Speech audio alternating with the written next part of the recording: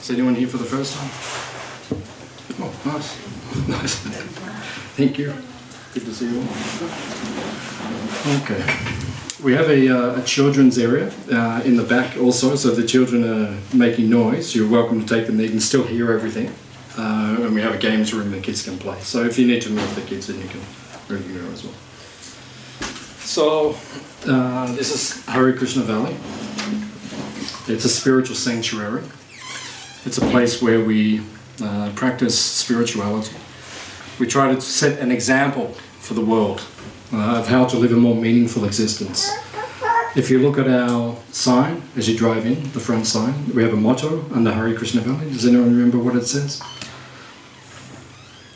If you remember, you get a free plate of dessert.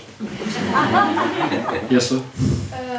It says wisdom, compassion. Oh, that's coming down the drive. Yeah. Yeah, there's all the different. Yeah, if you get all of them, we give you a free meal. That's good. But leave your ego there in the chest. yeah, that's the second sign. That's very good. That's it. So you get a free drink today. Oh, thank you. You're welcome. No, the first sign up the very front. It says Hare Krishna Valley, the big sign, and then it says natural living, high thinking. Yeah. So that's our motto here. Natural living. Live naturally. Try to live at harmony with the earth. These days people have lost contact with the earth. According to the Vedic teachings of India, the earth is one of the 7 mothers. Our natural mother, the wet nurse, the wife of the king, the wife of the brahmana, the wife of the guru, the cow and the earth. These are the 7 mothers. So we see in the modern society people have lost contact with the earth, which is our mother. Everything that we subsist upon comes from the earth. Without the earth we can't eat. We don't eat, then we dry up very quickly. So it is necessary. The earth is our mother. We're dependent. And also the cow. Hare Krishna Valley is famous for cows. On the front sign you see there's a picture of Krishna with one of the cows. And you see in the pictures, the one up there, Krishna's with cows. The cow is one of the mothers. Our mother gives us breast milk. We live on milk only when we're born. First 6 months or so, only milk. The most nourishing, most powerful food, according to the Ayurveda, is milk. And it completely sustains us. And then when our mother will no longer breastfeed us, my mother told me no, about 2 or 3 years ago. She said, that's enough. Said, you're 45 now, you can't have any breast milk. So I had to stop taking breast milk. So now I have to go to the cow. The cow to give us milk. Of course, here at Hare Krishna Valley it's unique because it's one of the only places in Australia and even in the world where the cows are protected. And it's an ahimsa dairy. Ahimsa means without violence. It's a place where the cows can be born and they can die without fear. And that should be like that everywhere in the world. All the living entities should be able to live without fear. The human beings, we don't like being in fear. Just like right now, in many places in the world people are living in fear. Syria, for example. People, they're living in fear. I saw something on the internet the other day. One child pleading to the rest of the world, please help us. People living in fear, just on a day-to-day level. In Australia we may not experience that so much because this country is, at this point in history, it's quite comfortable to live in. That will change in due course of time. But it's comfortable at the moment. But in many places people, and right now in Australia, we can't say that all of the citizens are living without fear. The humans maybe, but not the animals. They have to live fearfully. Just like next door to our farm, we have a beef farmer, and he kills all of these animals, just breeds them just to slaughter. So they're all living in fear. I was telling everyone yesterday, the people that came yesterday, he had to build a new fence because all his cows kept coming over to our side. And even now, they still stand near the fence every day and they look at our cows. Right? And in their language, they must say to them, please break the fence. Or cut the fence. So it's a place that says, Hare Krishna Valley is a spiritual sanctuary. Somewhere you can come, You can be spiritually enlightened, you can be uplifted, you can get knowledge of higher concepts, higher truths, higher principles, and simultaneously you can learn to live naturally, depend on the earth. Right? As much as possible we produce our own food. Right? And then we milk the cows and take the milk from the cows. And as much as possible, just live naturally here. Uncomplicated life. Our motto is simple living, high thinking.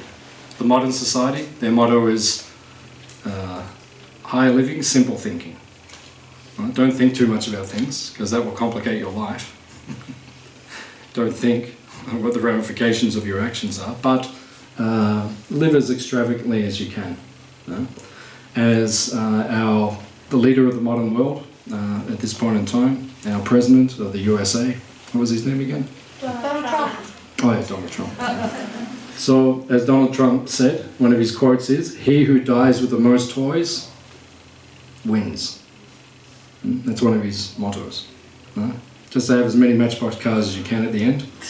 And then when you die, at your funeral, they can say, "He had 25 Matchbox cars." So that's the kind of leadership we have at this point in time. So at Hare Krishna Valley, we have something opposite. All right? You can have one Matchbox car. That's your quota. Everyone should have one car. Which country on the earth has the most cars? China. Italy. Oh, very good. Smart kid. Yeah, Italy. It's actually Italy. Yeah. 2.1 or 2.3 cars per person. I don't know how that works, but it's 2.1 or 2.3 cars per person. Like that. You have to have a Maserati, a Ferrari, and a third of something else. Like that. Alfa Romeo. What's that? Alfa Romeo. Yeah, Alfa Romeo. Just the front third. Very good. This kid's smart, man. So this is the mentality these days. Get as much as we can, accumulate as much as we can, and you'll be happy. And when you're dead and your corpse is there, you can say, "I had 2.3 cars," and they'll make a speech at the end and they'll say, "He had so many things," which means absolutely nothing, because your soul is no longer there. You can't enjoy it. If your soul's not in your body, you have no ability to enjoy it. You've gone somewhere else. So this is the foolishness of the modern world. So here our motto is to teach a different way of life. Live simply, think about higher things, cultivate spiritual knowledge. So, does anyone have any questions they would like to ask? We usually take some questions, so if anyone has any questions you'd like to ask about the meaning of life, the universe, everything, or anything else, then we can try to answer your question. Yes, sir? Why do you try to lead a simple life and then for earning your bread you still have to go into society, and society is not exactly the way one like, for example, simple living. And therefore there are conflicts. For example, ahimsa, even shouting at somebody is a kind of ahimsa. Or especially in the corporate world you have, "Oh, that man is no good, replace him, get someone else." So these are the conflicts that you go through. So how do you live? And What is the question? the question is, how do you live with the conflicts in the other world? In the outside world? Yeah. How do we live with conflicts? I mean, there's different ways to answer it, different ways to deal with it. But Krishna says in the Bhagavad Gita, "Matra spashas tu kunteya, shitoshna sukadukada, agama payino nichas, tam titikshashva bharata." Titiksha. The word titiksha means tolerance. So Krishna says that in this world, everything comes and goes. Sukha dukkha, and Krishna says. Sukha means happiness, dukkha means distress. What do you know? If you're happy in this world, what do you know? Yes, sir? Joy. Yeah, joy. But okay, but we'll take it a step further. What do you know? If you're happy, what do you know? I think everything goes right for you if you're happy. Yeah, everything goes Everything right. goes right for you. Yeah, that's good. Peace. What's that? Peace. Peace, yeah, that's it. If you're happy in this world, what is certain is you will experience distress very shortly. Okay? It will end. Yeah, exactly. It's not going to last. Okay? So if you're happy in this world, that won't last. And if you're distressed or in anxiety, what do you know? Won't last either. That's not going to last either. No? You're going to be happy again soon. So Krishna says in the Bhagavad Gita, just like summer and shitoshna, shita ushna, summer and winter. What do you know? If winter comes, what do you know? Summer's coming. Right? If summer comes, what do you know? Winter is coming. Hare Baba. It is coming. You can't do anything about it. You can say no winter this year. Only summer. That you can't control that. That will come anyway. So happiness and distress, they will come and go of their own accords. You can't control that. So Krishna says, Titiksha. Arjuna, tolerate it. Because it will come. Tolerate happiness. Don't get carried away by happiness, because that will end. But similarly, don't get carried away by distress, because that will end also. So you have to be a little tolerant. So that's one way. If there's conflict in this world, and people are... You can stay if you want. Oh, you want to go? Okay, yeah. Just if you go around the back, you can still, if you want. Well, there's a trampoline outside if you want to play. Trampoline. There's a dog out to the right. And there's... Swings. Sorry, swings over there. Then on the swing. Yeah. So,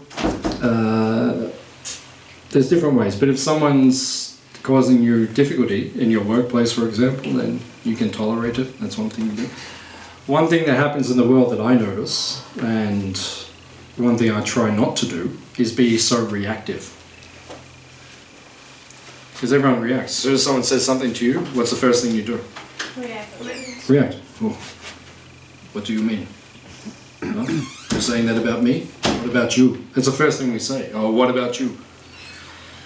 As we were discussing yesterday, that is the mode of passion. That is called Rajagun. Rajagun means as soon as someone criticizes you, you'll immediately criticize back. Oh, but what about you? Huh? Sattva-gun, or goodness, means that when someone criticizes, we always look within, because there must be a grain of truth in everything, practically everything. So if someone criticizes it, we look at it and say, yeah, there's some truth in that. It's okay. And it's very powerful to say nothing. That's very powerful. That disarms people very quickly. So if you can learn to do that, that's good. So at your job, when they say you're fired, you just look at them and you say, what the hell are you talking about? But disarm them first of all, like that. So anyway, that's some advice we can give. There's many ways we can answer it. Is it okay? Yeah, thank you. No problem. I have a very basic question. Yes, sir. What is the purpose of life? That's a basic question. Okay. Here we go. The purpose of life in 7 minutes. Is it possible? Yes. What is the purpose of life? First of all, if you want to understand the purpose of life, first you have to understand who are you. So who are you? That's my question first. Who are you? You see, as per different beliefs and different religions. Don't worry about that. I'm asking you. Who are you? You see, I am a part of God. That's true. That's true. Okay. So if we define it, right, according to the Vedas, aham brahmasmi. I am Soul. spirit. Yeah, soul. That's correct. So okay, now you understand who you are.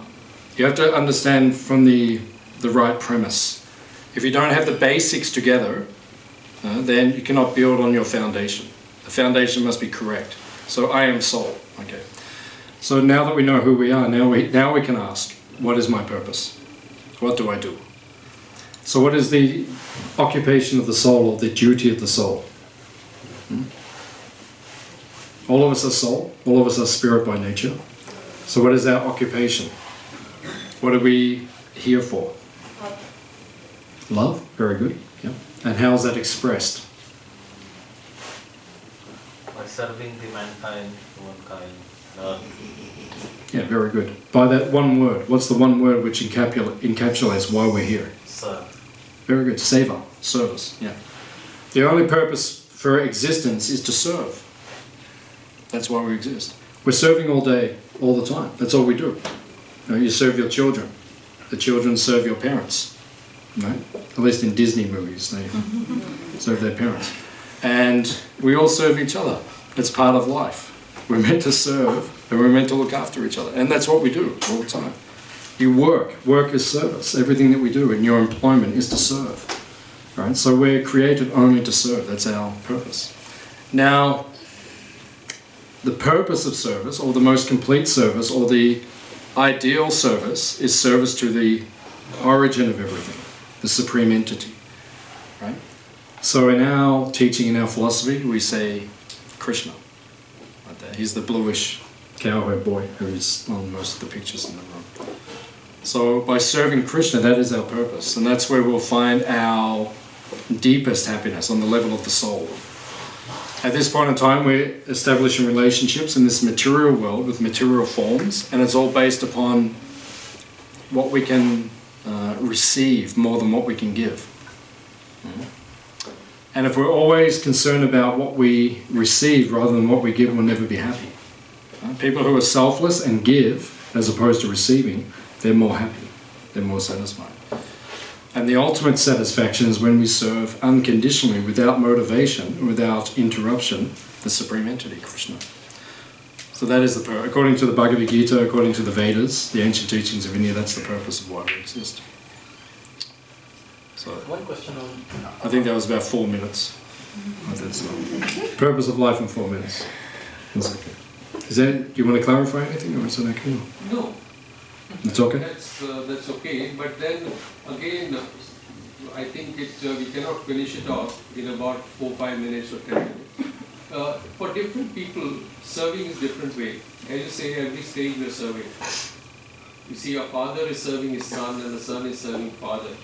But can we continue living by just serving? Like I do my job. Okay. Do I, that job, am I serving Lord Krishna, or am I serving the person for whom I am working, who has given me employment? Sorry, I'm very complicated.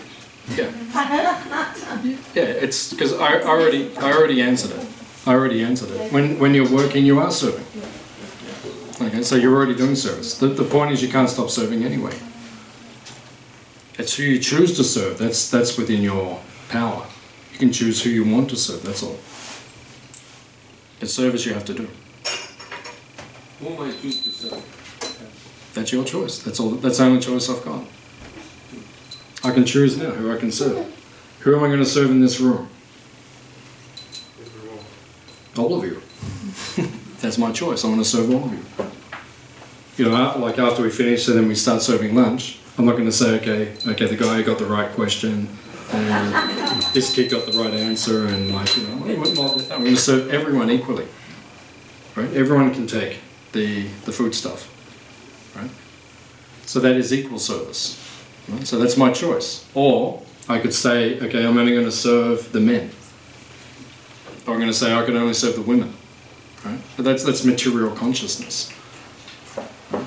I want to serve the soul. Right? Everyone here is a soul, so we serve everyone.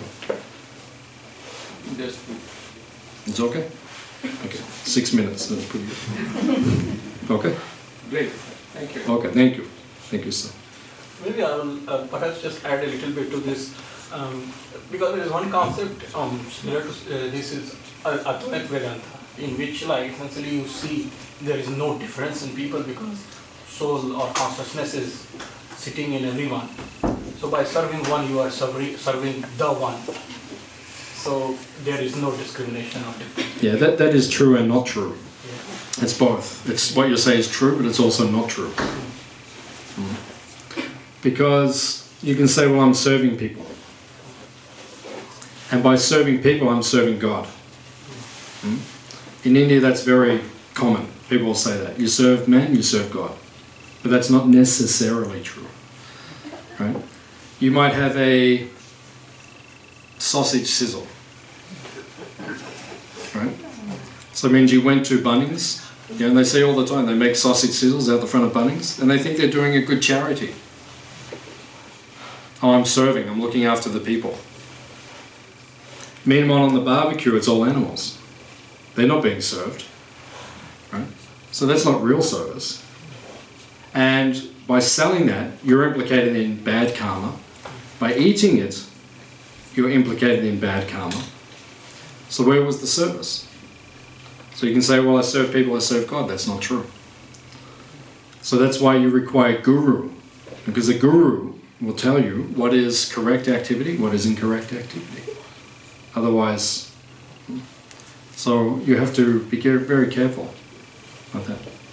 Coming to the question, like you might have spent a lot of time with reading Gita. Different religions have their own texts as well. Did you find few things conflicting which you couldn't make sense of in your personal reading? Did you find few things which were conflicting and you couldn't? The essence is the same. The essence is the same. I was brought up in the West, in Australia, in Melbourne. I was born in Melbourne, I lived in Melbourne.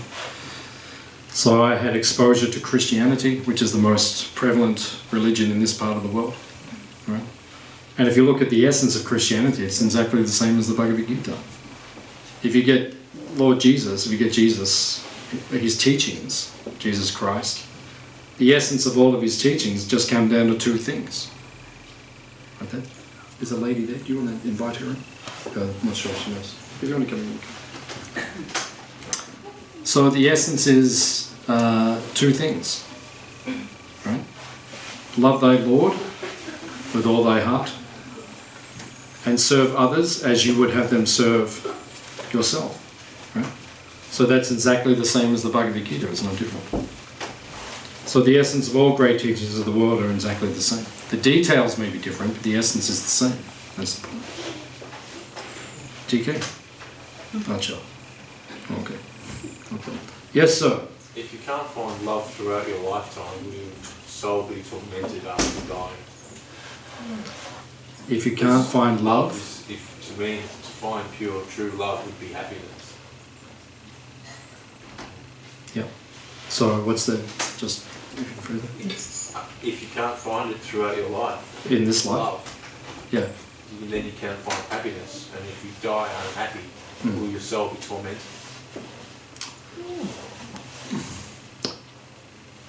It's within our power to find love. It's within our power. It may feel like it's not within our power. But the reason we may not be experiencing love in this lifetime is because we're not looking in the right direction. Right? If you count on just the humans in this world, if you're thinking that's going to give you perfect love and happiness, you might as well give up now. You're not going to find perfect love and happiness in this world. It doesn't exist. Right? There's no pure, unmotivated relationship in this world. Right? You can get close to it. I have many relationships in my life which are close to it, but they're not 100% pure. You know, it's not perfect, and I'm not perfect myself. You know, I try to give love as unconditionally as I can, but I don't always do it perfectly. So therefore, it's within our power. We have to have the intelligence to understand who is the person who, if we love, will give us unconditional perfect love back. Yeah. And you could take a wild guess who that might be, or what I'm going to say. Yeah. It's probably the blue guy, like it always is. Every Sunday it's the same. It's the blue guys. You know, but you know, when push comes to shove, it's my experience. It's the only person who doesn't let me down. And then I could say, well, he is letting me down because I've got a sore knee, I've got a sore back, I have to go to the dentist. You know, I've got bills. You know, the tax department's after me. You know, what are you doing about it? You know, you didn't get up this morning, or what's it? You know, and we blame him for everything. Yeah. But in the Bhagavad Gita, he doesn't give any guarantee he's going to make everything in this world perfect. He never says that. Actually, if we're a little intelligent, when those tests come, we see that is him, making us become detached from this world so we can become more attached to him. So we don't see it as a negative. If something negative happens in our life, we see actually that's a positive thing. Because that's detaching me from this world which is temporary and false, and making me attached to something superior. So the only reason we're not experiencing that love is because we're not reposing it to the right person. When you do, you'll feel satisfied. I can honestly say I feel satisfied. I don't feel unloved because I know there's someone who is looking after me. And there's many people in this world connected to him who give me also that satisfaction and that love. So the answer is no, you won't be tormented. If you made the right decisions in this life. If you made the wrong decisions, then that's your destiny. Because you made the wrong decisions. Yeah. So it's a choice. It's within our power. People always argue, oh, I'm powerless, or this is happening to me, or I'm the victim, but that's not true. No. You Yeah. have choices, yes. Yeah, we all have choices. And even in the most difficult circumstances. I mean, we think our lives have got problems. You know? We can take each other, you've travelled, I've travelled, we can take each other to places where people have got problems. Oh, yes. We don't have problems. No, not compared to that. No. Yeah, like I've been to Zambia, Tanzania, Yeah. Kenya, you know, there's no problems here. No. You know, we always say first world problems. Like, what's our problem? Oh, the internet's slow. Oh. I saw one comedian, he was on some television show in America. Very funny guy, I can't remember which one it was, but very funny guy. So he said he's in a plane, 36,000 feet, you know, flying through the air. There's some kid next to him, 16-year-old kid, you know, doing his thing on his device. Oh, internet's slow. You had to wait half a second. Right? So he turns to the kid. He says, do you understand what we're doing right now? We're floating through space, through the air. 36,000 feet, breathing oxygen, sitting in a comfortable seat, ordering food, with internet which is bouncing to a satellite which is 7,000 miles away and bouncing back within half a second, and your comment is, oh, it's slow? The fact that the satellite is tracking his movements at over 1,000 kilometres per hour is pretty remarkable. Yeah. Yeah, meanwhile they're flying over Africa with his kids on the ground who've got problems. Yeah. And that's that kid's problem. Yeah. So, you know, it's a disconnected society at this point in time. So we have to make a choice. Individually, we have to make a choice. Are you going to follow mainstream? All right? Or are you going to be a rebel? You know, I'm a rebel. You know, I was 19, I just said, see you later. You know, shaved my head, put on robes, moved into an ashram. So I'm not going to be a part of mainstream society because it's going into, you know, God knows where this all ends up. You know, they've got no idea. So, you know, either you can follow blind leaders, which means you're blind, or you can make a choice to follow someone who's got some vision. Yeah. Yeah, so my choice was I followed Prabhupada, you know, who was the founder of our movement, who in my mind, after studying his life and teachings scrutinizingly, you know, is one of the most realized people I've ever come across. You know, I would put him on the level of Jesus himself. You know, difference is Jesus 2,000 years ago and the teachings are quite obscured. This person lived in my lifetime and the teachings are unobscured. Yeah, he left the world in 1977, so, you know, with his guidance, I can make the right decisions in life and I feel complete and whole. You know, materially I'm not rich. You know, I'm comfortable, I have everything I need, but I'm not rich. You know, I don't aspire to be either. You know, but within myself I feel very complete and whole. So I feel loved in this lifetime and then I'm not worried about, you know, suffering. So it's within our power. Oh, that's, anything else you want to add? Or? So the choices that we make bring on different types of karma. Yes. Yeah. You got to make the right choices. Yeah, I know we keep serving the same food every day, but you got to change. Because sometimes you say, "Oh, not again." It's like that. I have nothing else to do. Yeah. Whatever it is, right? But the point is, if you do eat meat, you have to take the karma. Yeah. You have to take. It's divided into 6 parts. The person who kills the animal, the person who transports, the person who sells it, the person who buys it, the person who cooks it, the person who eats it, they get a 1/6 each. It's heavy stuff, it's murder. It is murder. You know, if you killed a human being, you would be tracked by authorities. Oh, They would find you and they would, incarcerate you. And it's our hope that the same thing happens to the animals on this planet. That if they're harmed or slaughtered, it'll be the same punishment as what the human beings get. It says in the Bible, he who slayeth a ox is as if he who slayeth a man. It says that. The only context that happens in nowadays is poachers in Africa are being shot by rangers. So they're getting the human treatment there, but that's about all. That's fair enough. You're going to go out and shoot, wild animals for sport. Another comedian I saw was very funny. Jim Jeffries is an Australian comedian. Yeah, he's no. Yeah, so he was very funny. Right? But he's quite astute in some of his observations. You go out and shoot like lions, and you're a hero. Right? But if you shoot a cat, right, then everyone will say, "Oh, he shot a cat. He's a cruel human being." Like, well, what's the difference? But he elaborated on a much more, in a very funny way, and elaborated on it. But it's exactly the same thing. Yeah. Sometimes, I think now the Sea Shepherd and the boats which go out in the ocean to stop the whaling and that, I think now they're vegan, vegetarian, I think. But in the past they weren't. Everyone's around saving whales, driving ships around, and they're all eating chicken on board. It's like, the chicken's a chicken and whale's a whale. They're both part of God's creation. Yeah. Who gave you permission to eat either? Yeah. Fine, if you want to eat meat, that's fine, but you get a certificate from the blue boy himself, saying, this guy can eat meat, and we'll say, no problem. But until you come with that, we're going to keep giving you dal and rice. I'm not just saying you, but I'm just saying generically across the planet, like that. So, some things we're allowed to do. And it's the same thing, we all have a choice. Like, I can get out now and drive to McDonald's and have a Big Mac. That's my choice. Nothing's stopping me. But for 30 years I haven't done that. Right? Or you can go to Brave Restaurant, which is just down the road, which is the 47th most popular restaurant on the planet. It's ranked number 47 internationally in terms of, but they're just serving meat. Yeah. I know the guy who runs the restaurant.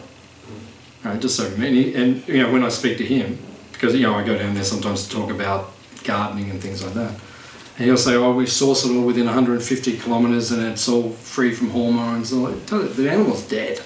Yeah. It doesn't make a difference. It doesn't matter if it's a cow that doesn't have hormones or a cow that does. They're both dead. It's wrong. So I have to speak like this. I'm sorry it's abrasive, but if I don't say it, no one else does. I think so. We have to be a little, because the government should be saying this. What's the name of the guy who runs this country? Malcolm Turnbull. Yeah, Malcolm Turnbull. He should be saying it. You got some Hari, like on a Sunday afternoon saying it should be Malcolm Turnbull. Tomorrow we're closing all the slaughterhouses in Australia. Everyone will be vegetarian, vegan. That's leadership. Everyone will go, oh, you can't do that. Yeah, you can do that. Is that dictatorship? What's that? Is that leadership or dictatorship? It's leadership. It's leadership. Because, okay, we'll say you can eat meat, but you have to kill the animal yourself.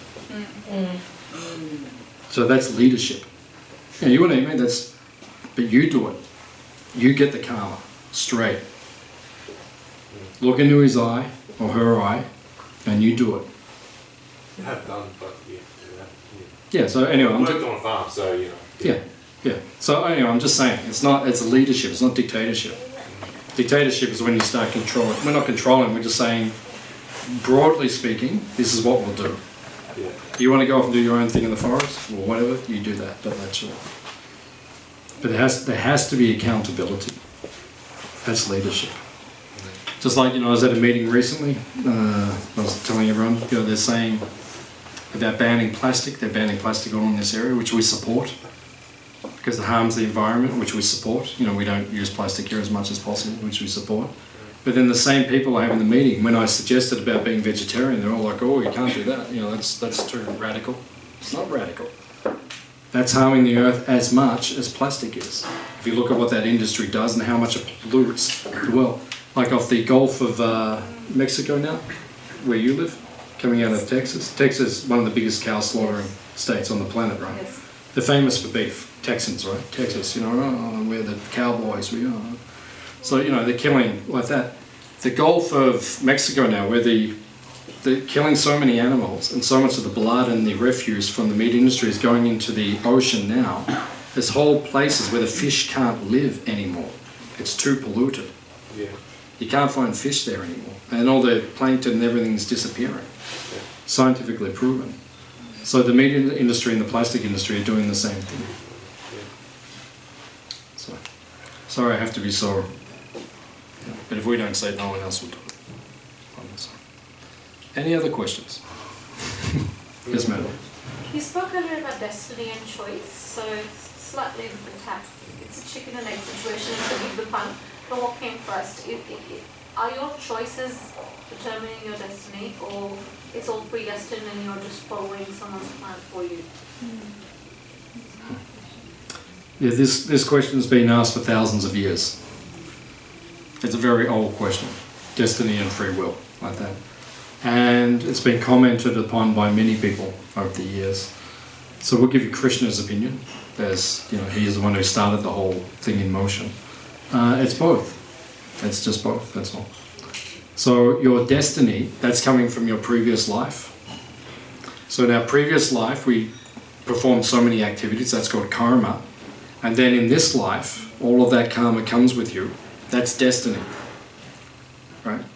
So I'm destined in this life that I will, like I had a car accident about 9 years ago, right? I got a heavy knock on the head, concussion, which I live with now, right?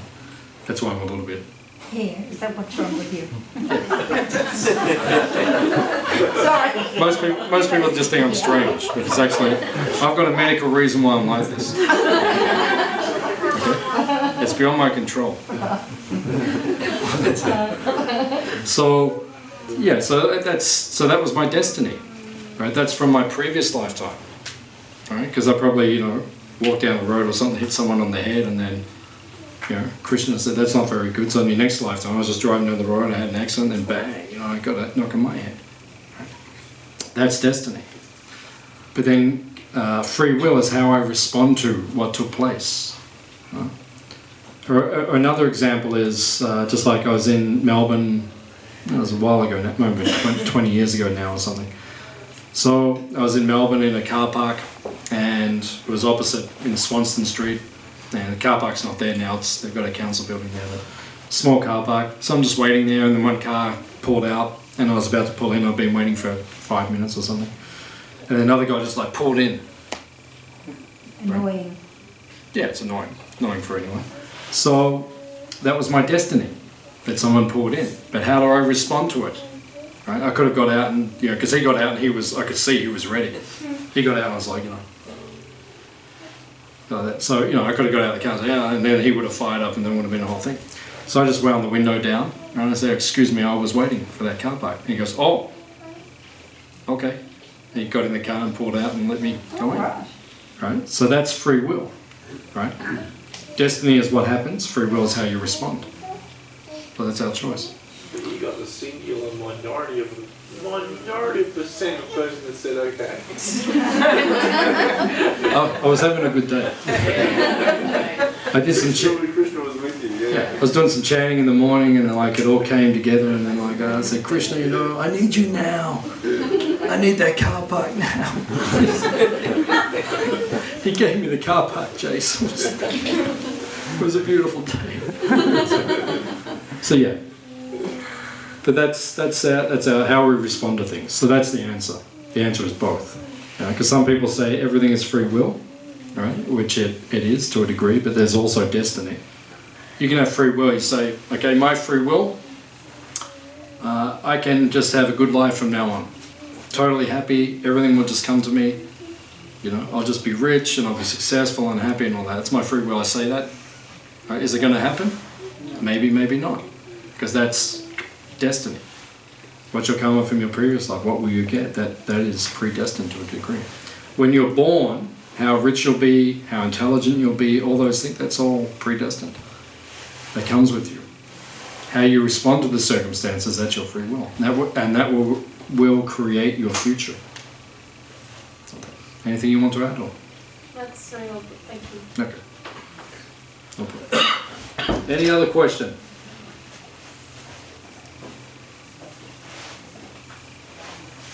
When is the world going to end? Okay, light subject matters today. When is the world going to end? What day is it? March the 11th? Yeah, I think, well, last time I read it was March 13th or something. Tuesday, I think. Do you think the world will end the way we are, behaving or treating like What do you mean by end? We're kind not of looking human? after the world. Yeah. But what do you mean by end? Like total extinction of the human race? Is that what you mean by end? Will that happen? Is that a That doesn't take place. There's no total extinction of the human race. This age we're in the ancient teachings, is called the age of Kali. Kali Yuga, which you probably know because you're from India, so you probably heard these terms, Kali Yuga. Kali Yuga lasts for 432,000 years, and it began 5,000 years ago, so you have another 427,000 years to go. And it doesn't describe that the human race becomes extinct, so that doesn't happen. If that's what you mean by does the world end, the world doesn't end, it always keeps going. How does it keep going? It doesn't get pretty. It describes that it doesn't end up very pretty. It says there's no rain in about 20,000 years from now. So after 20,000, there's no rain anymore, it doesn't rain anymore. It says you can't see the sun anymore. And it says there's no trees on the earth anymore. It says that. So that's 20,000 years from now. It says the Ganges, you know the Ganges? Mm-hmm. Ganges is a big river, right? It says that's dried up in 20,000 years. It's not there anymore. Humans still survive. I don't know how they survive. I'm not planning to be around. Desalination units. Decel units, yeah. That's probably how they do it. They're just living on decel or whatever. But yeah, I'm not planning to be around. Do you think like the way society has been organized, what are there some like fundamentally wrong things, like few things which can be fixed? My personal view actually is that the way we do the economics is a lot of reason for the pain, like everything is driven by economics. Yeah, everything's mixed up. The whole world's mixed up. Okay, if I became the leader of society tomorrow, right?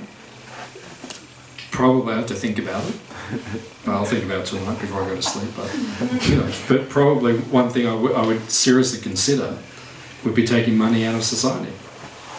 Save money up, right? And then we just all swap and trade and like that. You need a house, come over, we'll all build a house together. Right? You need something to eat, whoever's got food, we swap that. And then get rid of the things we don't need, right? And then use the things that we actually need, and then we can live like that. That's a village, right? The Amish do that to an extent. It's a good way to live. I don't like, or not that I don't like, but I probably wouldn't dress the way they dress. Just out of personal choice. I feel more comfortable like this. But the way they live, not everything, but a lot of the things I think it's pretty, have you seen that movie? What was it called? The Amish? Not the Amish movie, but Harrison Ford. Yeah, Witness. Yeah. So you saw the Amish community like that. So they had to build a barn. So they all came in, they built it in a day. Everyone just came together, let's build a barn, whack. It's all done, and then that's it. I would like to live like that. The way we live now, we live here at Hare Krishna Valley, there's about 6 of us, we worked off our feet, we've got 200 acres. I'd rather live in a situation where, we could just call upon a whole lot of people, like everyone in this room, we all come down. Families to live together. What's that? Families to live together, is that what you're talking Yeah. about? Yeah, families and friends and Yes, society. I love that. Villages, yeah. You'd love that, I'd love that. I could see you every To day. live together.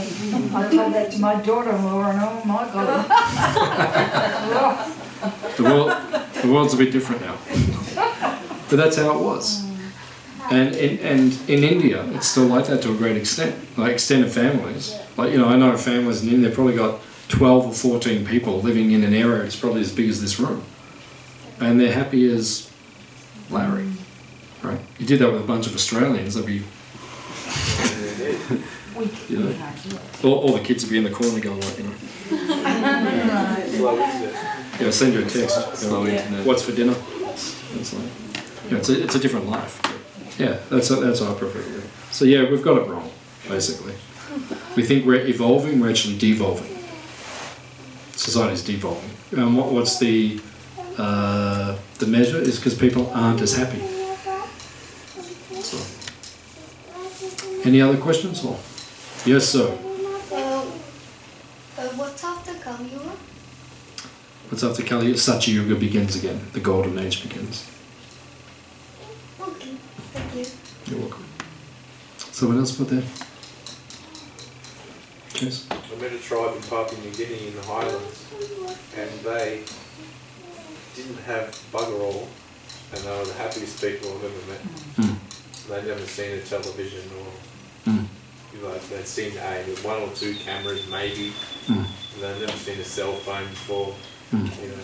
Things like this, and they had all they needed from the forest. Their food and their water and their clothing and little clothing that they did wear. I just wonder why we can't be as happy as them with all of the things that we have. Yeah. You don't get happiness from things either. Yeah, that's the answer. Yeah, I don't know if everyone knows this, but I know this is going to be a big revelation for everyone, but I have to say it, like, cell phones don't give you happiness. What? I'm just letting you know. I mean, I wish I didn't have this, but I have to have it because, if I don't, then I can't connect, People will ring me today, oh, we want to come, they What I'm trying to say is why aren't we more satisfied? Why do we stress out about things so much if we've got everything in our hands? We just want more and more and more things, don't we? Yeah, we want more Just things. complete consuming virus of the planet. Yeah, it is. It is. Because happiness comes from one thing, right? Real happiness only comes from one thing. It comes from relationships.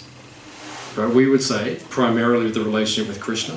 Yeah. Right? If you got that plugged in, right, then everything else, all the other relationships, they work and they're happy. We've got all these lovely people here today. There's relationships. There's what makes life worthwhile. Otherwise it becomes very superficial and very mundane and very dissatisfying. So the further you move away from relationships, the less satisfied you're going to be. And then if you've got relationships, life can be falling apart, but you feel it's okay. Yeah, but I was in a relationship for 10 years and I wasn't satisfied and I wasn't happy. I've told you 30 times. You go. Oh, happy. Yeah. Come back next month. I'll say the same thing. Because that's my realization. Am I happy as a person? Yes, I am happy as a person. Do I feel complete? Yes, I do feel complete. Do I feel like I've got the answer of life, the purpose of life? Yes, I do. Right? Do I feel connected to Him? Yes, I do. If I keep saying it, I go, it's personal choice. It works for me. I can only control my life. I can't control anyone else's life on this planet. Yeah. I can control my life, and that's what I'm doing. Right? And it's challenging because life throws so many things at you, but I stay on course.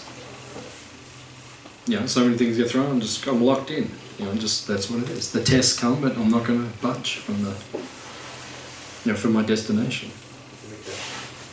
So everyone's got to make their own choice. I'm just a guide. I'm just here to give you good advice. Everyone's got to fly their own plane. Prabhupada taught us that. He was our guru, but he said that. He told us all that. You have to fly your own plane. I'm just in the control tower. Yeah. Land now. Land now. Otherwise, you're gonna, Yeah. He's just giving advice. That's all he did. He just came to give us advice. But you were going to make the choices. So, any other questions? Or?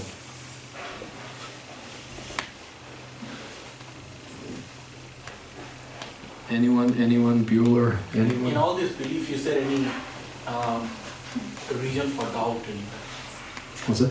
Like, is there any all these things is it just subjected to belief, or is there any proof to these things? Proof is it's not empirical. I can't prove to you. You say to me, show me Krishna. How am I going to show you Krishna? Empirically, you can't see. You don't have the eyes to see Him. With material things, you can't perceive spirit. Right? So it has to come from the soul, who we actually are.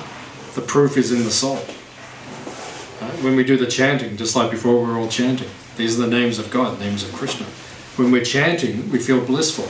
That's proof. That's proof. But then someone, let's say, smoking marijuana might feel good as well. But So you make a choice. I don't care what you do. Go and smoke they might marijuana.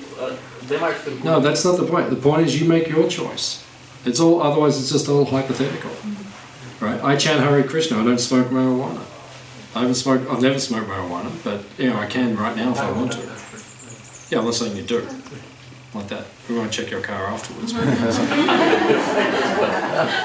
But I'm just saying. Right? It's your choice. You want to smoke marijuana, you smoke marijuana. I personally chant Hare Krishna. That's how I stay high. By chanting. I chant for 2 hours every day in meditation. Right? Well, yeah, but my discussion was around like if it's just a matter of, let's say, feeling good, it doesn't have to be you or me, but if person X is smoking and he might feel blissful in that. So that's his choice. Is that a proof of, That's his experience, because marijuana does something for you. That's why people do it. So that's his experience, right? But there's gradations of experience, right? It's like eating mashed potato or eating halava. Now, halava is the Hare Krishna dessert that everyone knows what it is? Yes. Okay, so mashed potato or halava. Okay, hands up if you like mashed potato more. Hands up if you like halava more. Okay, so it's 100%, right? They like halava. Or think anything, sweets, something, something you like. So obviously you're going to take that, there's levels, right? Right? So like, you make your choice. Right? Marijuana will give you one thing, right? And then cocaine will give you another thing. And then heroin will give you another thing, and whatever, I don't know what the gradation is, whatever it is, I never take drugs, right? But then Hare Krishna is like, it's like another level. So it's up to you choose whatever you want. Makes no difference to my life what you choose, but that's what I choose this. And if you show me something better than chanting Hare Krishna, I'll start doing that. So I'll just I want to live my life to the fullest, so I want to get the best experience. So I'm going to take the best experiences about it. It's the best thing I've found, that's why I do it. If you show me something better, I'll go and do that.